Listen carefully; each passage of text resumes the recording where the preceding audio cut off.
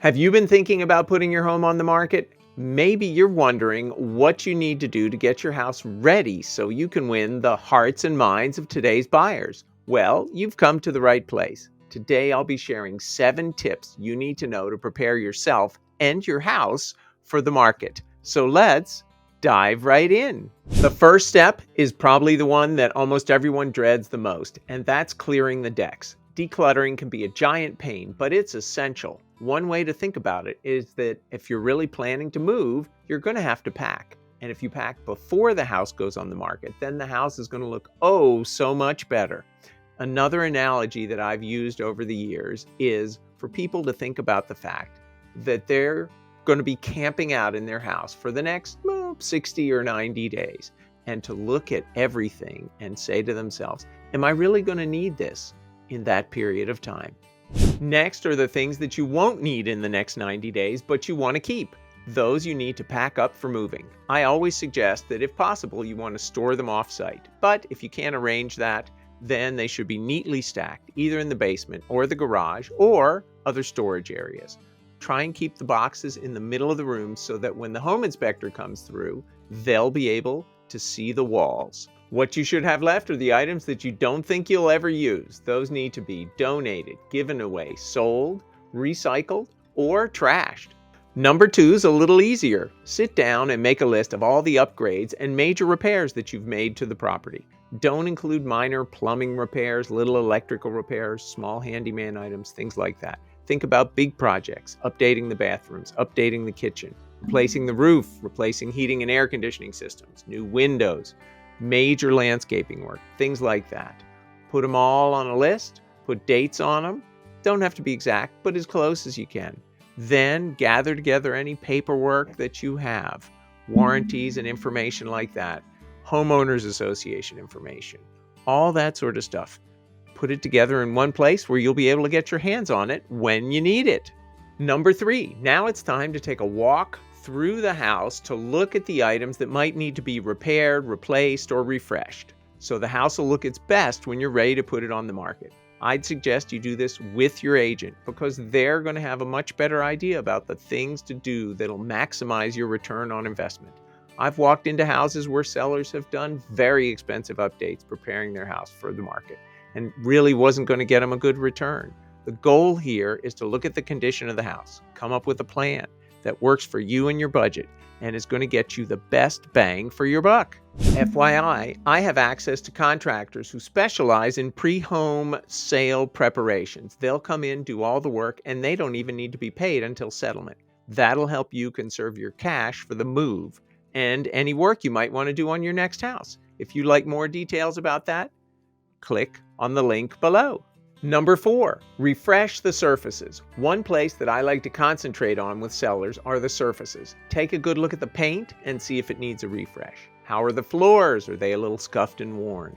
If you have carpet in the house, look at the high traffic areas. But also, around the edges of rooms, you'll oftentimes see a little dark line right where the carpet meets the trim. I wondered for a while what those were. And then I found out that if there's like bad ventilation, if the returns or the doors are too tight, then the air is going to find its way out along the edges of the floor, between the floor and the wall, right there at the corner. And the carpet acts like a little dust filter and turns gray.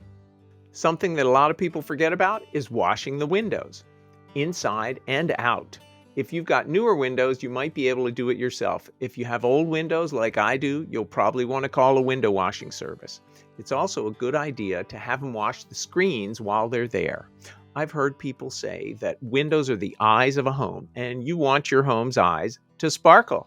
Number 5 is curb appeal. It's really important to make sure that the front of the house shows well. When buyers first drive up, that's what they'll see. And if you think about it, they'll probably be around the front of the house for a minute or two before they get to the front door and their agent unlocks it, and that time can make a big impression before they've even gone in the house. If you want to see a video I did a while ago that talks about curb appeal, you can click up here. Number 6 is staging. Let's talk about what staging is and what it's not. Staging is looking at your house and the furnishings, the decor, and everything, and deciding how to package your house for maximum profit. The stager's job is to make it appealing to the most number of buyers out there. What staging isn't is decorating. They're going to come in and you're going to have to sort of take a step back and say, okay, I'm not going to take this personally. You love all the things that you love, and that's great. But what we're trying to do is set the house up so that it'll appeal to other people. If you'd like to check out my interview with stager Laura Zuckerman, you can click up here and watch. She's got some great tips. Now let's talk about photography. The pictures are where the battle for the attention and interest of today's buyers is won or lost. I think that 3 types of photographs are essential. Of course, you'll need still photographs. The photographer I work with uses HDR, or high dynamic range photos. Still photos are what most people see, especially when they're looking at your home on their phone or if they're just sort of getting a first view of the property. Those are the default that come up on most websites. Then there are Matterport 3D tours. Matterport's a great way for buyers to be able to really immerse themselves in the property, to feel like they've walked through it and seen all the rooms and how the rooms connect. I think it's a terrific product. And last is a quick video tour of the property. Shouldn't be too long because people don't really have much of an attention span. It should be punchy and a quick walkthrough to catch people's attention. It's also a great way to promote the property on social media. Most of the big social media channels, Facebook, Instagram, LinkedIn, they give extra attention to video. If you'd like to see some more tips about the home selling process, you can click on my home sellers playlist over here. And if you want to subscribe to my channel so you get updated whenever new videos come out, click over there. Have a great rest of your day, and I'll see you on the next one.